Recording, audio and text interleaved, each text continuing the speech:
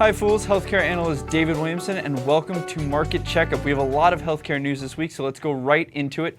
Gilead, the big biotech, released some game-changing data for its oral hepatitis C drug Sovaldi in combination with lead-iposphere.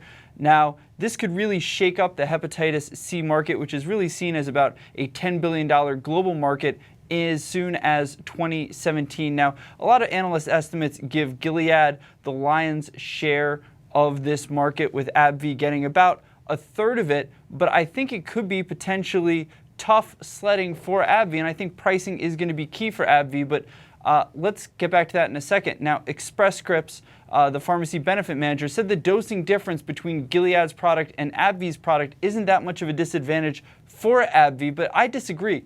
Gilead released data that showed it had a 94% cure rate versus AbbVie's 96% cure rate in genotype 1. And Gilead is offering a 1 pill a day regimen for 8 weeks versus 6 pills a day for 12 weeks for AbbVie. This is a massive difference. Now, it may not be an issue for Express Scripts, but I think AbbVie is going to struggle to convince doctors that it's going to be that little bump in cure rate is worth all the troubles to their patients. Now, basic economics states that if you have an inferior product, you have to price it at a discount. Now, clinically, AbbVie's product isn't inferior at all. In fact, it might be superior, but its dosing regimen is a significant problem.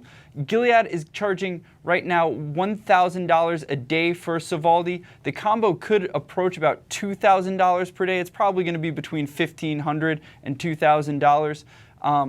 And, you know, this is going to be really tough for AbbVie. They're going to have to price at a discount. You know, there's a reason Enanta Pharmaceuticals, which will get royalties of AbbVie's drug, fell over 20% after Gilead released this news. Gilead looks to be accelerating its timeline and is also trying to get an earlier approval. So if it's first to market, and most people thought AbbVie would actually be first to market with their regimen, that could really be a tough position for AbbVie to penetrate. So it really bears watching, but the hepatitis C space is really about to change dramatically. There's going to be a lot of sales, and stay tuned to Fool.com for that. So let's move on to our next story, which is that there is cheap Viagra on the way.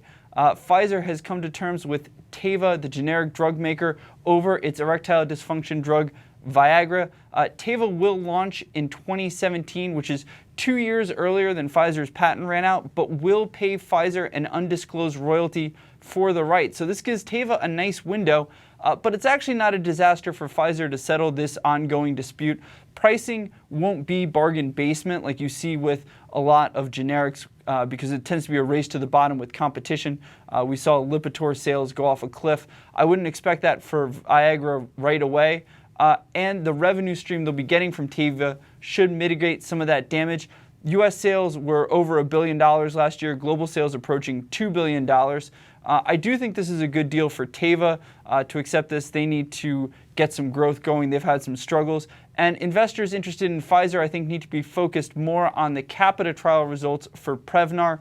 A good result here could replace any lost Viagra revenue and then some. This is the most important catalyst for the company. I'm also looking forward to the palbociclib results early next year in breast cancer.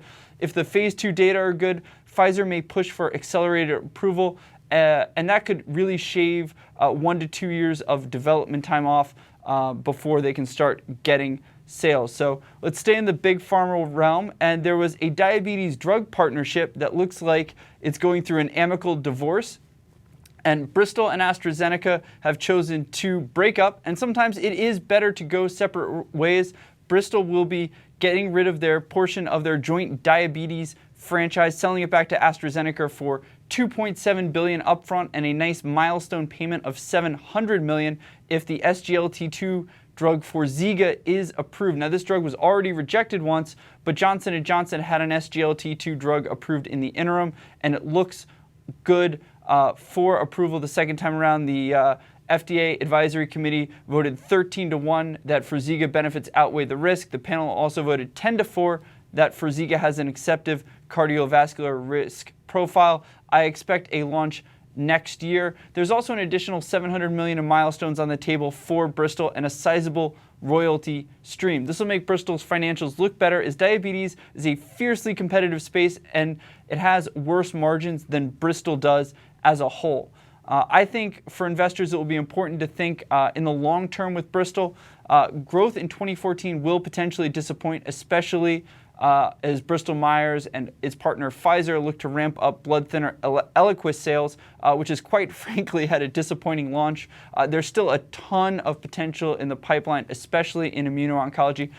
For AstraZeneca, I'm a little less excited about this deal, but they did want to focus on diabetes, and the company does need to start growing. Pascal Soriot has taken an aggressive approach trying to restart growth, but it's not the type of ship you can turn on a dime. It takes a while to get a big pharma to start growing again, but definitely an aggressive move, and it should give them more control over that franchise. So hopefully their products, which haven't really been barn burners, especially Bydureon's been disappointing. Hopefully AstraZeneca can get that kick-started. So let's move on to our coverage of Obamacare. And time is running out for people who are looking to enroll in Obamacare to not see any drop in coverage come January 1st. The deadline is December 23rd.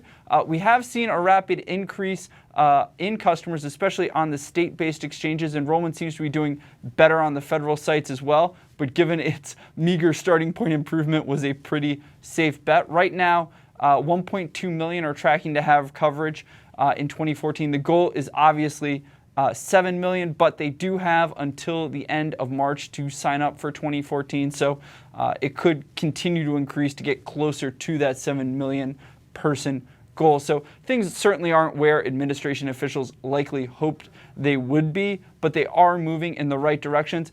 I still think we could see some problems at launch.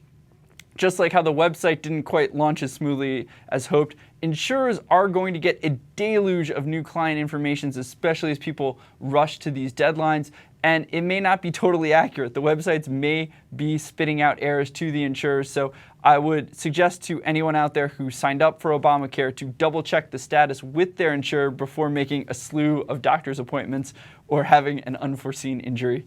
If only you could plan those ahead. But there could be further issues the insurers are actually also having with Obamacare. There's been some pushback from the administration trying to get the young people, they promised no one would lose their plan. Unfortunately, that wasn't the case, so now they're trying to let young, healthy people keep those cheap, bare bones catastrophe plans they already had.